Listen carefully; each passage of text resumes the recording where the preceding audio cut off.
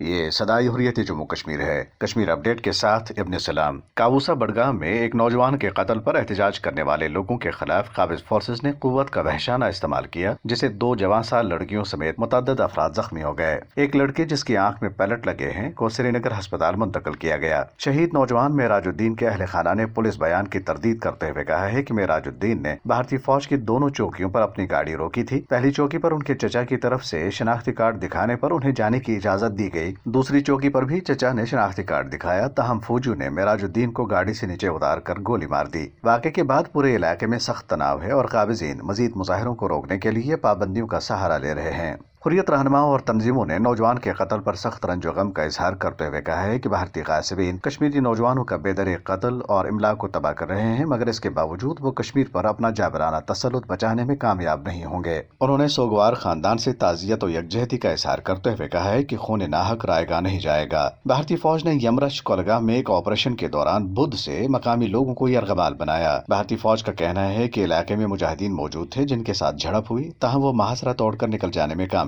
ہو گئے۔ بھارتی فوج نے خانابال، اسلام آباد اور کٹھوا میں بھی اسی طرح کے ظالمانہ آپریشنز کیے۔ آئی جی پی کشمیر نے ضلع بڈگام کے نصر اللہ پورہ گاؤں میں قابض فورسز کی طرف سے 20 گھروں، دکانوں اور گاڑیوں کے علاوہ دیگر املاک کی توڑ پھوڑ کرنے پر اپنی بے لگام فورسز کی پکڑ کرنے کے بجائے واقعے کی ویڈیو وائرل ہونے پر مقامی ایس ایس پی سے رپورٹ طلب کر لی۔ وحشی فورسز اس بدترین دہشت گردی پر ندامت کے اظہار کے بجائے تعویلیں پیش کر رہے ہیں۔ اپ ڈیٹ ختم ہوا۔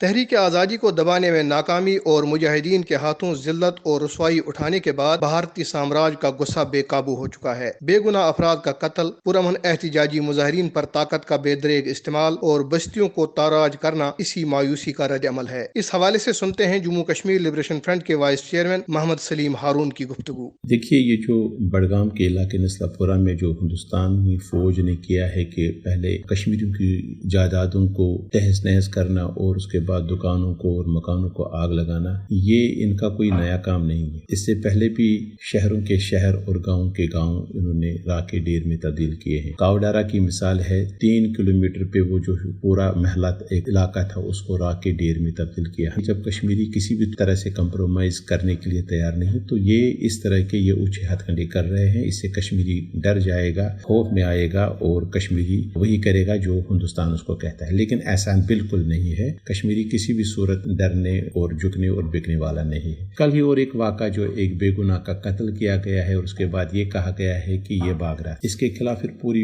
علاقے نے، وہاں کے جو شہری ہے انہوں نے ایک بہت بڑا احتجاج کیا، سارے لوگ گھروں سے باہر آئے اور اس کے اوپر بھی انہوں نے کس طرح سے تشدد کیا، پیلٹ گن کا استعمال کیا، چھوٹے چھوٹے بچے بھی اس میں زخمی ہوئے ہیں اور ایک چھوٹی ہماری بہن وہ بھی زخمی ہوئی ہے۔ کشمیریوں نے اپنی قربانیوں اور جدوجہد سے ہندوتوا کے علمبرداروں کو یہ واضح پیغام دیا ہے کہ RSS کے شیطانی ایجنڈے کو وہ کبھی تسلیم نہیں کرتے اور کشمیریوں کو فتح کرنے کی ان کی حسرت کبھی پوری نہیں ہوگی۔